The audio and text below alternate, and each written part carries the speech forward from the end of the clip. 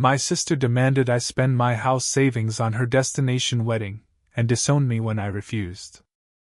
I, a 29-year-old woman, have always been the responsible one in my family, especially when it comes to my younger sister, Chloe, who is 25.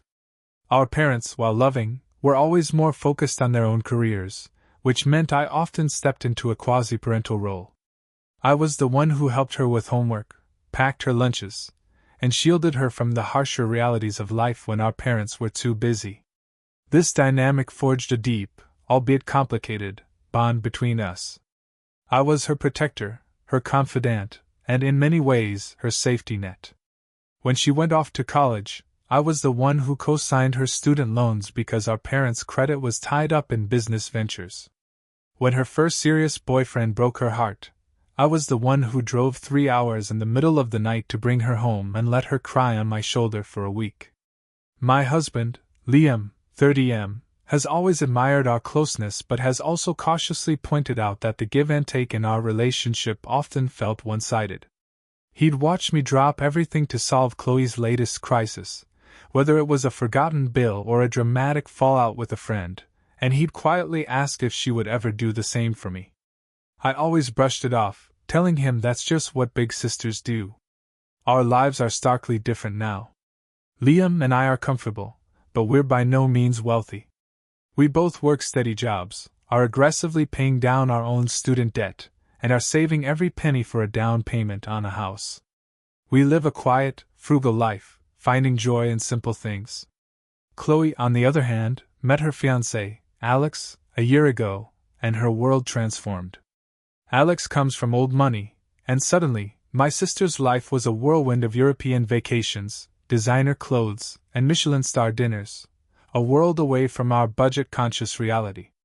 I was happy for her, truly, but a small, uncomfortable feeling began to brew in my gut.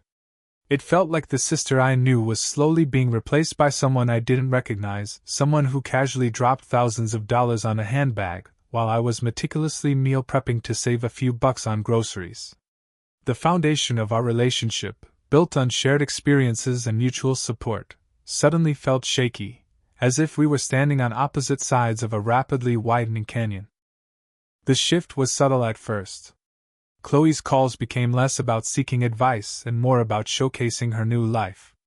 She'd gush about the 5-star resort Alex had booked for a spontaneous weekend getaway or the extravagant gifts his parents had given her. I'd listen, offering a strained, "That's amazing, Chloe," while staring at the mounting pile of our own bills. The first real red flag appeared when she announced her engagement. She called me, squealing with excitement, and I was genuinely thrilled for her. But then came the details of the wedding planning. It was to be a destination wedding at a lavish estate in Tuscany. My heart sank. Liam and I looked at each other over the phone, the unspoken question hanging in the air: how could we possibly afford that? A week later, she officially asked me to be her maid of honor. It wasn't a question, but a declaration.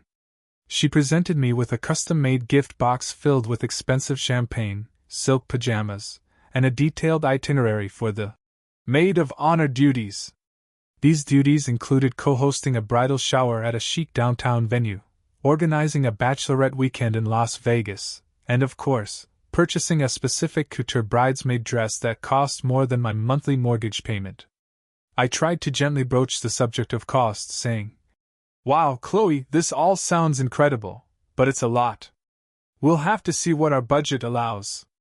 She just laughed, a light, airy sound that grated on my nerves. "Oh, don't worry about it," she said breezily. "It's my wedding. You have to be there. Just put it on a credit card. It's about the memories, not the money." Her casual dismissal of my financial reality felt like a slap in the face.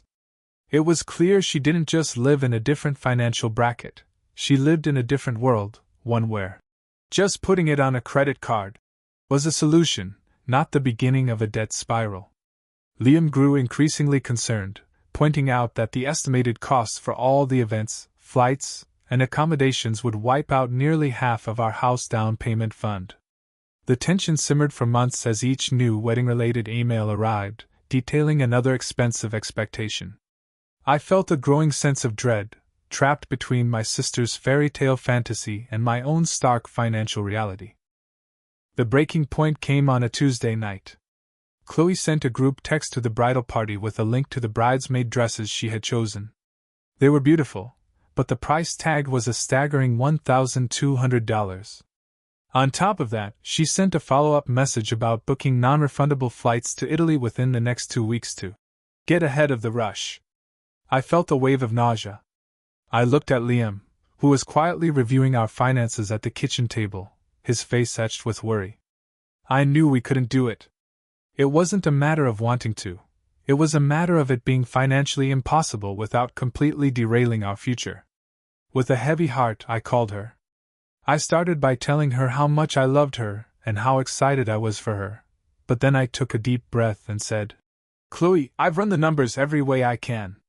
Between the dress, the flights, the hotel, and all the pre-wedding events, we're looking at close to $7,000. We can't afford that right now. I have to be honest with you. I don't think I can be your maid of honor." The silence on the other end of the line was deafening.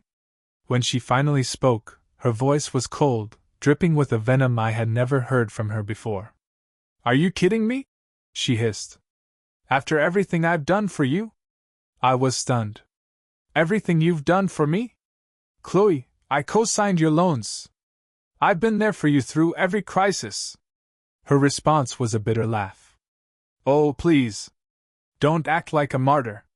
You hold that over my head every chance you get. This is my one day, the most important day of my life, and you're making it about your budget. Alex's family is paying for this entire wedding, and you can't even be bothered to pay for your own way to support me? It's embarrassing."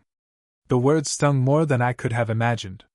She wasn't just dismissing my financial situation, she was rewriting our entire history, painting me as a transactional, begrudging sister.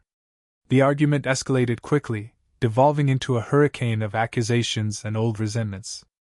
I accused her of being selfish and out of touch, and she accused me of being jealous and unsupportive. It ended with her screaming, "If you can't even make this small sacrifice, then I don't want you at my wedding at all," before hanging up on me. I just stood there, phone in my hand, shaking with a mixture of rage and profound heartbreak. The sister I had protected my whole life had just kicked me out of hers. The days that followed were shrouded in a thick fog of grief. It felt like a death in the family, except the person was still alive, living a glamorous life that I could only see through the painfully curated lens of social media. Our parents called, and it was clear Chloe had gotten to them first. They were disappointed in me. "Couldn't you have just figured it out, honey?" my mom asked, her voice laced with that familiar tone of non-confrontational placating. "It's her special day.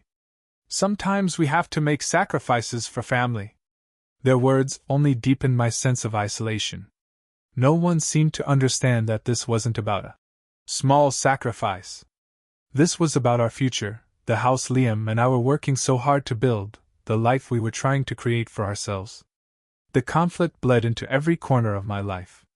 I couldn't concentrate at work, my appetite vanished, and sleep offered no escape, as my dreams were filled with replays of our fight. Liam was my rock, constantly reassuring me that we had made the right decision for our family, but I could see the toll it was taking on him, too.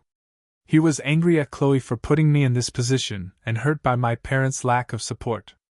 The silence from Chloe was absolute. She removed me from the bridal party group chat and blocked me on Instagram.